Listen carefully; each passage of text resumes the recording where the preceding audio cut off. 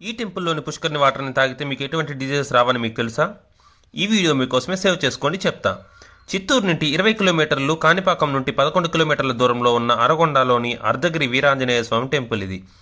అన్ని టెంపుల్స్ తూర్పు లేదా దక్షిణం అభిముఖంలో ఉంటాయి, కానీ ఈ టెంపుల్లోని స్వామివారు ఉత్తర అభిముఖంగా వెలిసి ఉన్నారు.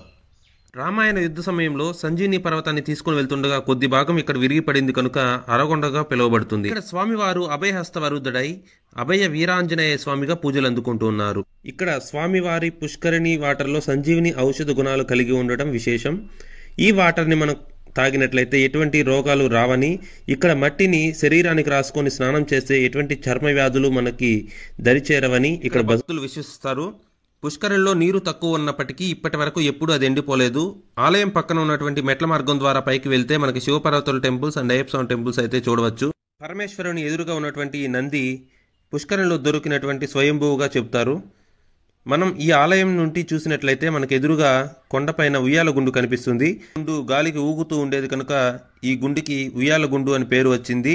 ప్రస్తుతం ఇది అలాగే నిలిచిపోయింది. కొద్ది ముందుకు వెళ్తే స్వామివారి ఆలయం పక్కనే మనకి మునులు తపస్సు చేస్తున్నటువంటి ఒక గుహ కనిపిస్తుంది. నేను ఎప్పుడు టెంపుల్కి వచ్చినా ఇక్కడ ఉన్నటువంటి హనుమాన్స్కి బనానాస్ అయితే ఇవ్వడం నాకు చాలా ఇష్టం కనుక నేను తీసుకొచ్చిన బనానాస్ అయితే ఇప్పుడు ఈ హనుమాన్స్కి పంచేశాను.